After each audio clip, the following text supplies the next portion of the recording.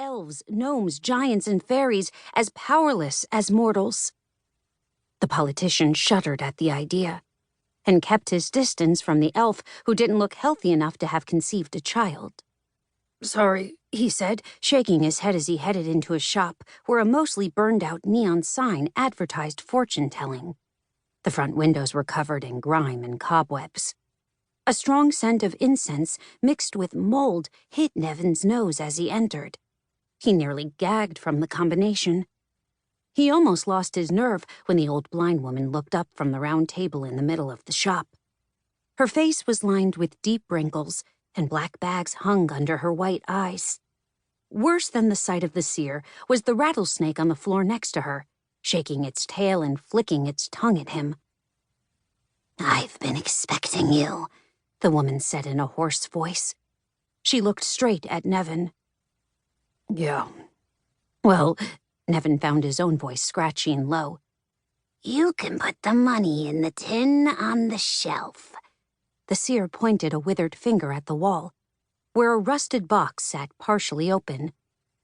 "How much?" he asked, pulling out the cash. "All of it," she replied. He gawked at the old woman, making the snake tilt forward suddenly.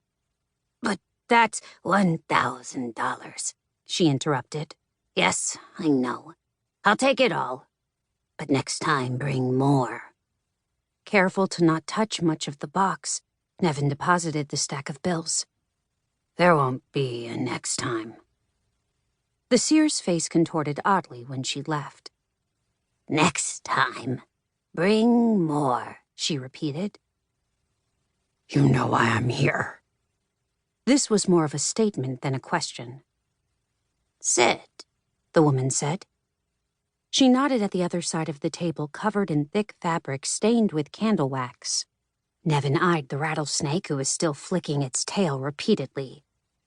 "I tell you he doesn't bite, but we both know it's a lie," the seer told him, indicating the snake sitting beside her like a loyal dog. "I'll stand," he replied. "Yeah.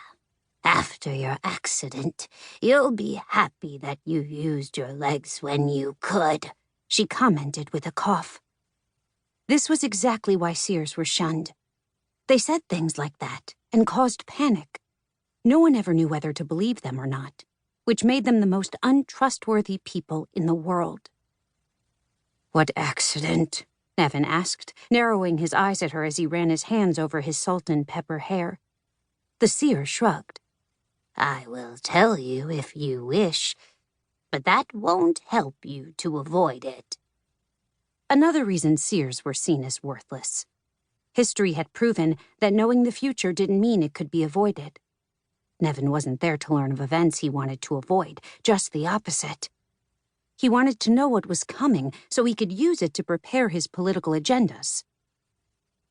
"Tell me about the Dragon Elite," he urged, watching the rattlesnake twitch from side to side, somewhat hypnotically.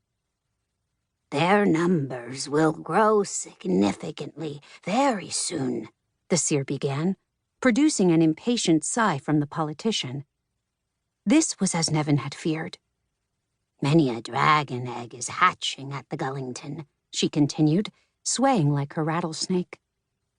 Absent-mindedly, he combed his hand over his chin and then reflexively yanked it away, not wanting to spread germs to his face. "More dragons. More problems."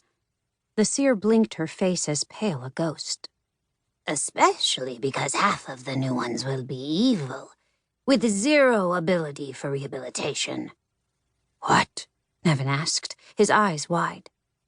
"Out of the batch of 1,000 eggs at the Gullington, half will hatch good, and the others evil," the woman explained. "There's no avoiding the evil that is coming. The Dragon Elite will save much, but they will also bring their fair share of problems to the world." "I knew it," Nevin hissed under his breath. "Evil dragons. 500 evil dragons. They must be stopped." She drew in a breath. "And you're the only one who can." He nodded, a proud smile coming to his face. "I'm the only one brave enough to oppose them, and now I know exactly how." To keep listening to this audiobook, I've left you a link in the description so you can do it, at no cost thanks to Audible's 30-day free trial.